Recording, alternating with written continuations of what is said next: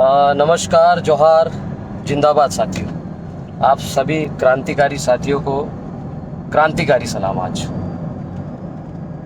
विगत कई सालों से हम लोग देख रहे हैं जिस तरह से आदिवासी अधिकारी कर्मचारियों की स्थिति है वो किसी से छुपी नहीं है। इनके गले में भी सरकारी जो पट्टा है वो किसी गुलामी पट्टे से कम नहीं है।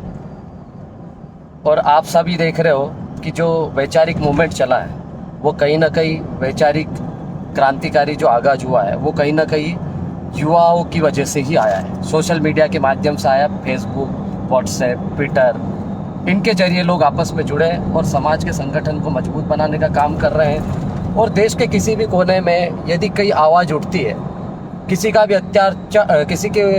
किसी भी दलित, पिछड़े, शोषित वर्ग के ऊपर कोई अत्याचार होता है, उनका शोषण होता है या उनके खिलाफ कुछ भी गलत होता है, तो देश के कोने कोने से आदिवासी समाज के प्रत्येक संगठन का प्रत्येक कार्यकर्ता, प्रत्येक व्यक्ति कुछ न कुछ प्रतिक्रिया दर्ज करता है, जताता है, नाराजगी भी दर्ज करता है। और कई बार प्रदर्शन हुए जिसमें अधिकारी कर्मचारी से लेकर सोशल मीडिया पे मेरा निलंबन का जो आदेश है जिस तरह से वायरल हुआ है। और आप सबके जो सवाल है वो सबके एक जैसे सवाल है और सबके सवाल समाज को लेकर ही है। सबसे बड़ा सवाल था, क्या सामाजिक विचारक या सामाजिक कार्यकर्ता या आदिवासी समाज का ही, विशेष करके आदिवासी समाज का, क्योंकि देखो आप देखते हो गैर आदिवासियों में तो वो किसी भी बड़े बड़े मंच पर जाके अपनी बात रखते हैं, बोलते हैं, यहाँ तक कि झंडे भी उठा लेते हैं पार्टियों के और उनका प्रचार भी करते हैं, डायरेक्टली करते हैं, इनडायरेक्टली करते हैं। उनके खिलाफ कोई कार्रवाई नहीं होती और उनको मन चाहे जगह ट्रांसफ़र भी मिल जाता है, सारी चीज़ें हो भी जाती है। मलाईदार पोस्ट पे भी वही लोग रहते हैं। हमारे तो दलित, पिछड़े जो लोग हैं, दबे कुचले लोग हैं, उनको तो बड़ी मुश्किल से यदि वो डिप्टी कलेक्टर भी बन जाए तो एसडीएमशिप नहीं मिलती है। दूसरा, यदि वो अच्छा इंजीनियर भी होगा तो उसको कहीं ना कहीं लूप लाइन में रखेंगे। तो ये अभी से नहीं, वर्षों से चलता आ रहा है। और मेरे हाथ में ये एक बुक है, ये भारतीय संविधान है। हम जो भी करते हैं इसके दायरे में करते हैं और इसको पढ़ के समझने के बाद आगे बढ़ने की कोशिश करते हैं। इसमें आर्टिकल 19 स्वतंत्र का अधिकार, स्वतंत्रता का अधिकार, और उसमें वाक स्वतंत्र आदि विषय कुछ अधिकार का संरक्षण है। उसमें आप अभिव्यक्ति की स्वतंत्रता है आपको, आप शांतिपूर्ण तरीके से कहीं भी सम्मेलन कर सकते हो, संगठन बना सकते हो, और भारत के राज्य क्षेत्र में संवर्धन, आवाज, संचरण का भी है। फिर उसके बाद में एक दो चीज़ें और मैं बताना चाहूँगा आपको, क्योंकि ये जो आदेश है वो कहीं ना कहीं इसके इर्द गिर्द घूमता है। संस्कृति और शिक्षा संबंधी अधिकार, ये आर्टिकल 29। इसमें ये भारत के राज्य क्षेत्र या किसी भी भूभाग में नागरिकों किसी भी अनुभाग में उसकी अपनी विशेष भाषा, लिपि या संस्कृति उससे बनाए रखने का अधिकार होगा। मतलब आपको अपने समाज की सारी चीज़ें बचाने का हक, अधिकार है, ठीक है। उसके बाद जिस क्षेत्र में हम रहते हैं, अधिसूचित क्षेत्र 244 एक है, फिर 13(3) का, जिसमें हमारी रूढ़ी प्रथा को विधि का बल प्राप्त है। मतलब आपके ऊपर लोकसभा ना विधानसभा, ग्राम सभा का यदि प्रस्ताव, जब तक रूढ़िगत ग्राम सभा, सरपंच सचिव वाला भी नहीं, इन लोगों ने जो ग्राम पंचायत का प्रस्ताव ठहरा हुआ है ना, वो सिर्फ सरपंच सचिव का समझकर हमारे यहाँ काम थोपना चालू किया है। ये ग्राम सभा का प्रस्ताव 244 एक 13(3) का में लागू नहीं होता है। वहाँ रूढ़िगत ग्राम सभा का बल है।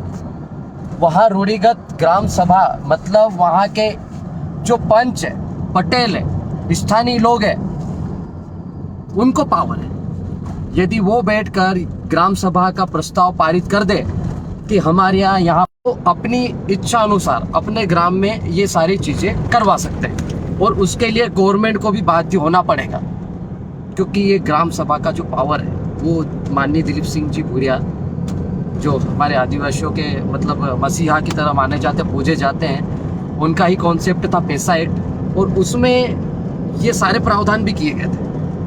लेकिन बड़े अफसोस की बात है कि उसको अमल आज तक नहीं लिया गया, अमल किया नहीं गया। और अमल नहीं किया गया, अब हमारे जैसे थोड़े बहुत पढ़े लिखे युवा आवाज़ उठा रहे हैं समाज के नाम पर, बेरोजगार युवा, किसान भी, सभी प्रकार के लोग, सभी लोग यदि अपने हक अधिकार की आवाज़ को बुलंद कर रहे हैं तो हमारे ऊपर एक पॉलिटिकल प्रेशर काम करता है। वो किसके माध्यम से काम करता है? सिस्टम के माध्यम से करता है। देखो, नेता कोई भी डायरेक्ट खुल के कोई कार्रवाई नहीं करता है, न कर सकता है, उनके हाथ में सिस्टम होता है। तो मेरे ऊपर भी जो हो रहा है, आप सभी देख रहे हो, मैं प्रशासनिक स्तर पर इतना दुखी नहीं हुआ, क्योंकि मेरा स्टाफ जानता है कि मैंने क्या काम नहीं किया और कौन सा किया है। उनका जो आरोप है, पहला आरोप है नेमावर, दूसरा मानपुर, तीसरा कसरावद, 3 घटनाओं को लेकर। अब आप बताओ, आप क्या चाहते हो कि मेरे समाज की बहन बेटियों का बलात्कार हो रहा है? अरे मेरे ही समाज की क्या है यार, देश के किसी भी समाज के, किसी भी जाति की, किसी भी धर्म वर्ग की लड़कियों का, उनकी बहन बेटियों का बलात्कार कर दो, उनको मार डालो, मार डालने के बाद उनको 10-10, 12-12 फीट के गड्ढे कर दो, और उस गड्ढे में नमक भी डाल दो, यूरिया भी डाल दो, और उनकी बॉडी खत्म कर दो, है ना? और वहाँ का पुलिस प्रशासन सो रहा था। एक बात ध्यान रखना, इतनी बड़ी घटना हो गई जब 1 महीने पहले से वो जो पीड़ित परिवार था वो उनके आगे पीछे पुलिस प्रशासन के पीछे घूम रहा था, टीआई के चक्कर लगा रहा था कि हमको न्याय दो, हमारी बहन बेटियों को ढूंढो। लेकिन उनको कोई मतलब, कुछ भी संवेदनशीलता नाम की चीज़ होती है, वो टच से मस नहीं हुए। वो तो शुक्र करो कि अपने जैसा एक युवा पत्रकार भी था जिसने ये सारी चीज़ें खोद के निकाली और बताया कि यहाँ पर ऐसा हुआ था, वैसा हुआ था, तब जाके वो हरकत में आए और फिर एफआईआर के बाद में तलाशी जारी की। तो आप बताओ, वहाँ पर प्रशासन की नाक के नीचे इतना बड़ा कांड हो जाता है, ठीक है, वो टीआई निलंबित नहीं होता है, समझ लो, वो टीआई निलंबित भी नहीं होता, वहाँ का एसपी भी नहीं होता है, वहाँ के डीएम साहब भी नहीं होते हैं, ठीक है। लेकिन ये सोचने वाली बात है कि उस जो एक राष्ट्रीय स्तर की घटना है जिसका विरोध पूरा देश कर रहा है, निर्भया कांड में हमने भी मोमबत्तियां जलाई थी, हाथरस में भी जलाई थी, हमने आज तक देश में कोई पक्षपात नहीं किया। लेकिन नेमावर की घटना में मीडिया ने जो पक्षपात किया, देश के नेताओं ने जो पक्षपात किया और देश की जो जनता ने पक्षपात किया, वो सबसे बड़ा आक्रोश का कारण बना। और इसी वजह से युवाओं का सैलाब गया और युवाओं ने आक्रोश में सारी बातें निकाली। अब मेरी बहन बेटियों का बलात्कार हो रहा है और मैं उसके खिलाफ आप आक्रोश जाहिर नहीं करूं, ये सोच के कि मेरी नौकरी है तो मैं नहीं बोल सकता, तो इसको नौकरी नहीं बोलते, इसको गुलामी बोलते हैं। नौकरी एक सीमा तक होती है, हम मानते हैं सिविल सेवा आचरण संहिता हमारे ऊपर लागू होता है, लेकिन उसकी भी एक अपनी मर्यादा होती है। भाई, कहाँ लिखा है कि रविवार को आप घर के बाहर नहीं जा सकते हो? कहाँ लिखा है कि आप आपके क्षेत्र के बाहर नहीं जा सकते हो? कौन सी किताब में लिखा, मुझे कोई बता दे। दूसरा जो आरोप है मेरे पे, वो ये है कि मानपुर की केमिकल वाले मामले में आप लोगों ने प्रदर्शन किया, भड़काऊ भाषण दिया, असंवैधानिक शब्द बोले। आप बताओ, मेरे समाज को मारने के लिए षड्यंत्र हो रहा है क्या? मानपुर की अजनार नदी का पानी सिर्फ आदिवासी पीता है, दलित पीता है, पिछड़ा पीता है? ऐसा नहीं है। वो पानी नर्मदा में भी मिल रहा है, और नर्मदा का जल सिर्फ मानपुर, इंदौर जिले में ही नहीं जाता है, वो पानी गुजरात में भी जाता, मध्य प्रदेश के बाद महाराष्ट्र में भी जाता है, और केनाल के माध्यम से शायद थोड़ा बहुत राजस्थान में भी जा रहा है। तो आप सोचो कितने राज्य प्रभावित हो रहे हैं। जो मानपुर के लोग हैं, आसपास के लोगों को थोड़ा पूछना, जाके पता चलेगा कि वहाँ के लोग जो पानी पी रहे थे वो बीमार हो रहे हैं, गाय ढोर मर रहे हैं, विकराल परिस्थितियां निर्मित हो गई। वहाँ के नदी नाले तो ठीक है, बोरिंग में भी गंदा पानी आ रहा है, लाल पानी आ रहा है, एसिड युक्त पानी आ रहा है। और उसके लिए यदि हमने आवाज़ उठाई तो क्या गलत किया भाई? ये कार्रवाई किसको करनी चाहिए थी? हम गए नहीं होते तो वहाँ तो पानी भी नहीं मिल रहा था लोगों को, हम गए तो 2-1 लोगों के और नाम आए एफआईआर में, अब कार्रवाई हो रही है। तो हमने क्या गलत किया? वो भी संडे का दिन था, ठीक है। एक तीसरा आरोप पे मैं कसरावत गया, खरगोन जिले में। तो आप बताइए, खरगोन जिले में जो सेंचुरी है, सेंचुरी यार्ड में 1000 परिवार 1667 दिन से संघर्ष कर रहा था। बुधवार का दिन था, मैं फील्ड गया, फील्ड में कुछ काम नहीं था, फ़ोन आया था मेरे पास, तो मैं घूमते घूमते आगे निकल गया। और देखो सच बोल रहा हूँ मैं, झूठ नहीं बोल रहा हूँ, मैंने कोई छुट्टी नहीं ली थी उस दिन, ठीक है। तो यदि बुधवार को मैं गया, वहाँ पे सेंचुरी यार्ड में जो हज़ारों मजदूर थे, मतलब 1000 परिवार, मतलब एक परिवार में यदि 10-15 लोग भी रहते हैं तो 10 से 15 हज़ार लोग प्रभावित हो रहे हैं वहाँ पे, जिनकी रोजी रोटी का सवाल है। और ये सब साम्राज्य ये पूंजीवादी व्यवस्था की जकड़ में, और उनके दबाव में ये सारे काम हो रहे हैं। तो आप बताओ, उनके आवाज़ बनने गए हम, उनका मनोबल बढ़ाने गए हम, और हमारे जाने के बाद भाई मयंक कन्नौज, सीमा दीदी, हम लोग गए थे, और हमारे जाने के बाद 50 लाख रुपए ट्रांसफ़र हुए वहाँ के मजदूरों के खाते में एक दिन में। और वहाँ पर पुलिस बल, देखो आप, फोटो वायरल हुआ है वहाँ का, हमारे जाने के बाद छावनी बना दिया है उस यार्ड के चारों तरफ, इतना बल लगा दिया है, पूरे जिले का बल लगा दिया उन्होंने। ये कहीं ना कहीं हमारी ताकत थी कि वहाँ के मजदूरों को कुछ तो मिला। और मजदूर पैसा ही नहीं चाह रहे हैं, उनको सैलरी से ही मतलब नहीं, उनको काम भी चाहिए। वो फ्री फोकट का भीख नहीं मांग रहे वहाँ पे, उनको अपना रोजगार वापस चाहिए। तो उसमें यदि हम शामिल हो रहे हैं, उनकी आवाज़ बुलंद कर रहे हैं, तो कोई गुनाह कर रहे हैं क्या? और सवाल किससे करोगे आप बताओ? सवाल किससे होता है? यदि मेरे को भूख लग रही तो मेरे माँ बाप को बोलूंगा ना, जो कमा रहा है उसको ही बोलूंगा। पड़ोसी को तो पूछने जाऊंगा नहीं कि मेरे को क्यों नहीं खाना खिला पा रहे हो। तो सवाल तो भैया जो जिम्मेदार है उससे ही होगा। और यदि मैंने मंच से सवाल किया है, समाज की पीड़ा को, तकलीफ को, मेरे उत्तेजित भावनाएं जो भी थी उस समय, आक्रोश जिस भी शब्दों के माध्यम से जाहिर हुआ है, मुझे नहीं लगता है कि मैंने आर्टिकल 19(1) का वायलेंस किया है। और जो लोग सिविल सेवा आचरण संहिता का हवाला देकर मेरे पे कार्रवाई करवा रहे हैं, प्रशासन के ऊपर दबाव बना रहे हैं, सीधी बात तो ये, क्योंकि मेरे पे कार्रवाई होनी होती है तो कब से हो जाती, लेकिन वो ऐसा नहीं है। ये प्रशासन के ऊपर राजनेताओं का दबाव है। और दबाव किसका होता है आप जानते हो, रूलिंग पार्टी का ही होता है। अब उन्होंने दबाव बनाया, लेकिन उन लोगों को ये नहीं मालूम था कि वो दबाव अनुचित बना रहे और गलत जगह बना रहे और गलत इंसान पर हाथ डाल रहे हैं। अब आप लोगों ने, मैंने आपको मैं बता दूं, कल जब मेरे पास आदेश आया तो मैं आधे घंटे के लिए साइड में गया, गाड़ी लगा के ग्राउंड में, बीच में गाड़ी लगा के ना थोड़ी देर कांच बंद करके रो लिया मैं 10 से 15 मिनट अच्छे से। मतलब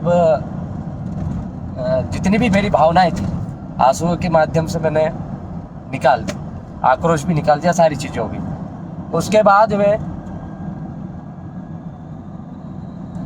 बाद में मेरे पास फ़ोन आया, डॉक्टर आनंद राय का आया, भंवरलाल परमार दादा राजस्थान से आया, विक्रम दादा का भी आया, जितने भी हमारे समाज के जितने भी जिम्मेदार पदाधिकारी है, सबके 1 घंटे के अंदर मेरे पास फ़ोन आ गया। मैं फ़ोन रिसीव नहीं कर पा रहा था, रात के 2 बजे तक फ़ोन ही आते रहे।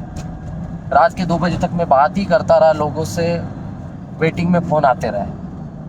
मतलब इतना समाज का प्यार देख के, अभी भी मैं जो बोल रहा था बीच में इसलिए रुक रहा था, आंखों में आंसू आ रहे थे। ये जो आपका प्यार था, वो जो सम्मान मिल रहा है मुझे एक समाज का कार्यकर्ता होने के नाते, मुझे ऐसा पहली बार महसूस हुआ। इससे पहले जन्मदिन के रोज़ तो होता ही रहता, चलो ठीक है, वो खुशी का मौका रहता है।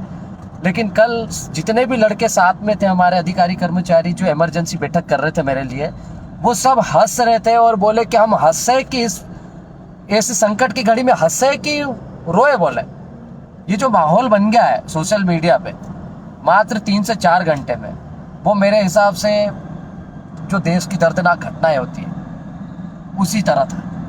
और आक्रोश जो था, स्वाभाविक सी बात थी कि भाई यदि मैं बोलने वाला आदमी हूँ, मैं पढ़ा लिखा वर्ग से, मतलब मैं पढ़ा लिखा हूँ, मैं अधिकारी कर्मचारी हूँ, समाज का कोई सर्टिफिकेट है, उसके बलबूते पर ही मैं यहाँ पर मौजूद हूँ, इस पद पर हूँ। और यदि मैं समाज की आवाज़ में नहीं उठाता हूँ तो यार मेरे गांव वालों को क्या मालूम कि हाथरस में क्या हुआ, ऊना में क्या हुआ, नेमावर में क्या हुआ, मानपुर में क्या हुआ, राजस्थान में क्या हुआ हमारे आदिवासी बहन बेटियों के साथ। तो ये उनको थोड़ी मालूम, तो कौन बताएगा भाई? मेरे को माँ बाप ने क्यों पढ़ाया?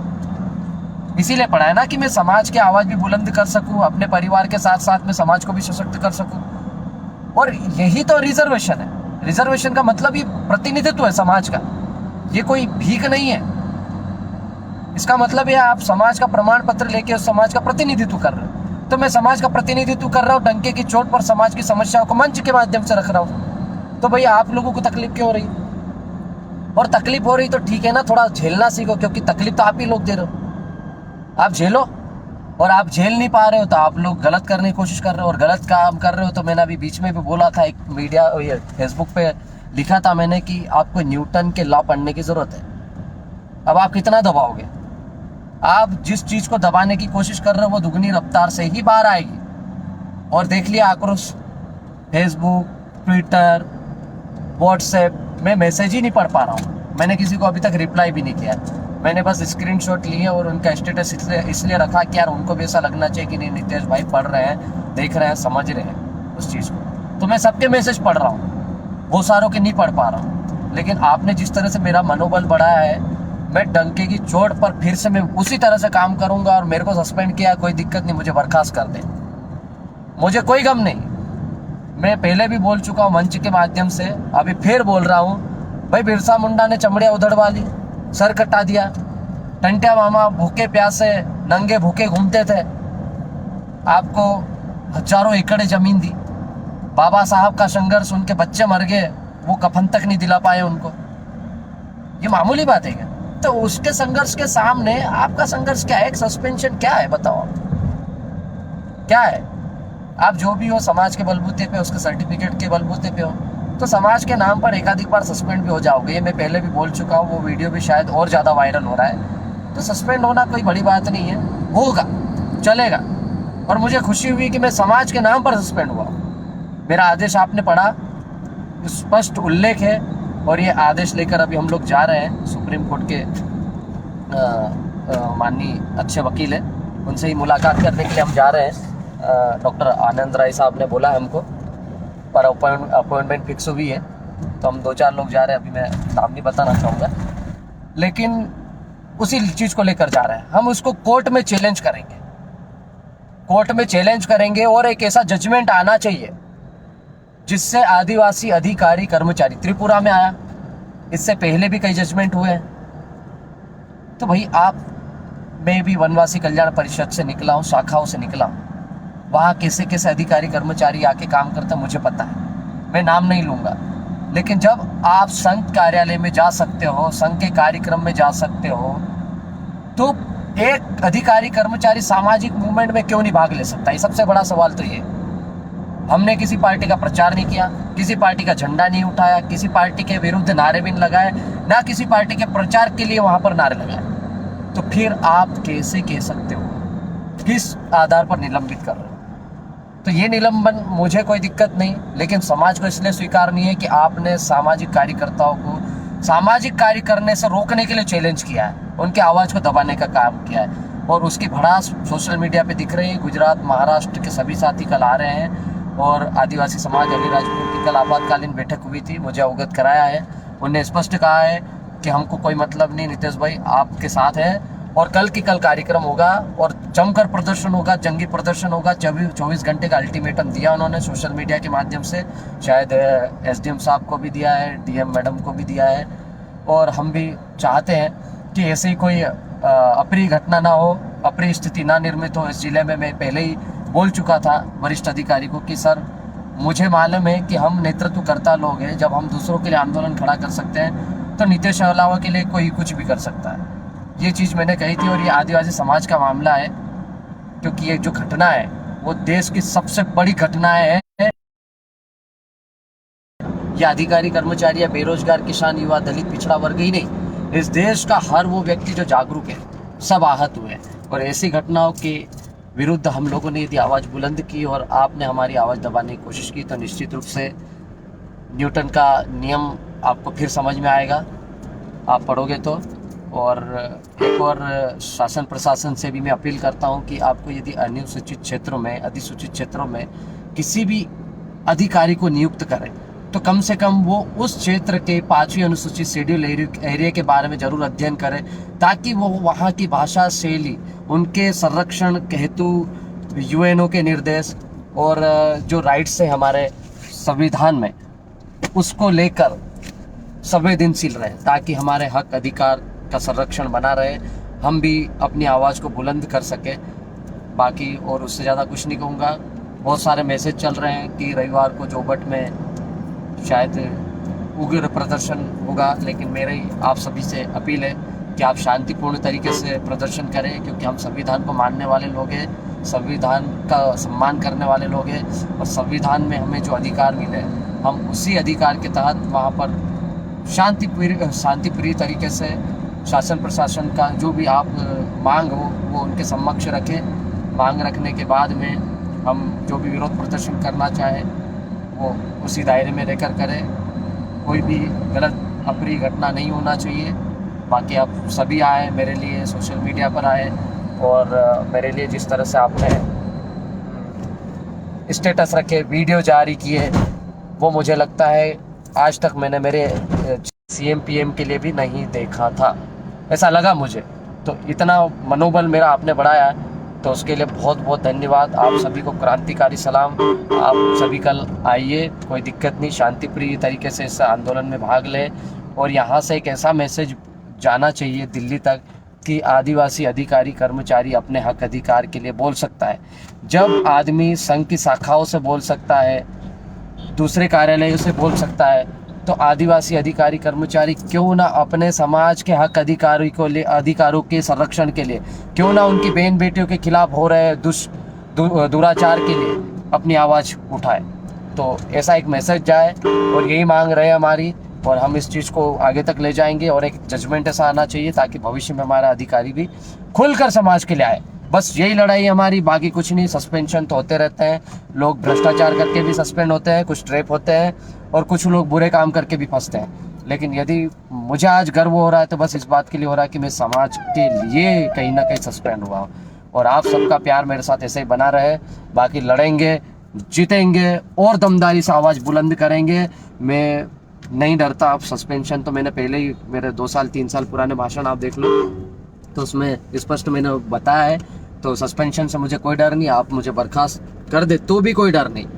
बस ये सोच लो कि उन्होंने मुझे छेड़ा है और मुझे खुला कर दिया है। पहले मैं कहीं ना कहीं दिल के किसी कोने में मेरा जो शासन प्रशासन के प्रति प्यार था, एक श्रद्धा थी, और जो अनुशासन बनाए रखता था, मैं मेरे रेवेन्यू के खिलाफ गलत शब्द नहीं सुनना पसंद करता था, और आज भी नहीं करता हूँ। मेरे तहसीलदार SDM के खिलाफ कोई गलत बोलता था तो मैं वहाँ खड़ा रहता था, और समाज के नाते मेरी बात हर आदिवासी समाज का युवा सुनता था।